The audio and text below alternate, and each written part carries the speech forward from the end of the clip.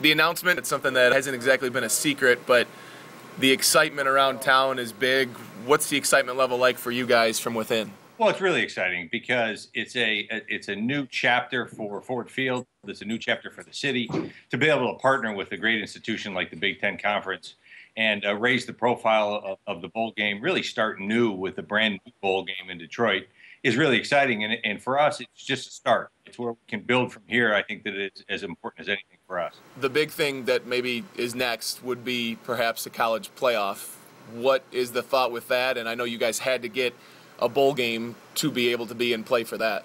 That's right. Well, this is, it's a little bit of the walk before you run principle. I think that for us, the important thing is that we've got this deal done. We can build the relationship with the Big Ten. We can grow this game into something that in and of itself is great for the city.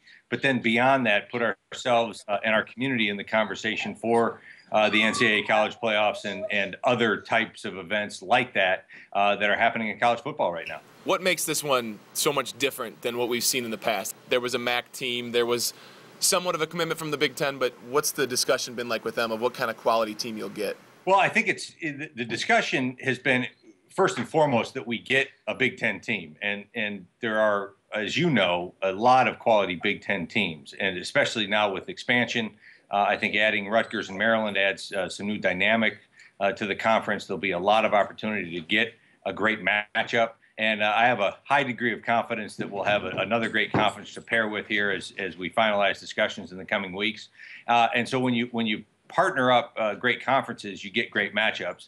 And that provides for a lot of brand opportunities. You have some great institutions who have great brands in college football who will be coming to Detroit every winter. The possibility of a Michigan or Michigan State being here now for this game is very real, and it's something a lot of people around here have talked about forever, but it's never happened. I think that's right, Brad.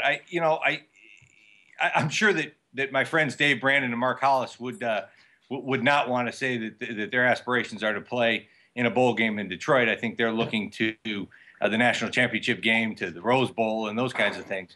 But what this does do is give a great destination in the Big Ten's own backyard. And for every institution in the Big Ten, whether it's Michigan, Michigan State, or any one of the other schools, to say that they've got a great bowl opportunity in their own backyard is something that I think is important to the conference, and I know is important to us as one of the seminal cities in the Big Ten conference footprint. The date already changing, pushing it closer to that January 1st date. How important was that for you guys to get more in the conversation of the more big-time bowls, and especially on the calendar? Well, I think that's critical because, as you know, the longer the calendar goes, the more important the games get. And as you build up to New Year's Day and then you build up to the national championship after that. So it is I think the closer we can get to New Year's Day, the better off we are. And also, as importantly for our community, the closer we get to New Year's Day, the bigger the audience gets, the more eyeballs are on the city of Detroit, and the more of an asset this becomes to our eventual TV. We've seen bowl situations where the Big Ten has been committed to bringing a team to a bowl, and then there seems to be some disappointment, maybe even with the Motor City Bowl and then the Little Caesars Pizza Bowl. How confident are you that that won't be the case with this bowl? Well, I think the confidence level is very high because the conversation has been 180 degrees with the previous bowl. In the previous incarnations, it was a commitment from the Big Ten to provide a team if one is available. This is a much different conversation. The Motor City Bowl and the Little Caesars Bowl knew that they were taking a chance and a risk on getting a Big Ten opponent. We know that the Big Ten is really taking more of a lead role in this bowl game than they have in the past, and that's critically important to us. And I think it was important to the Big Ten to show a commitment to the city of Detroit and to show a commitment to such an important community in their footprint.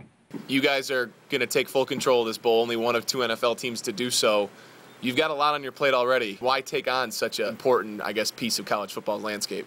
Well, I think we have a high degree of confidence for a couple of reasons. I guess first, the answer to the question of why.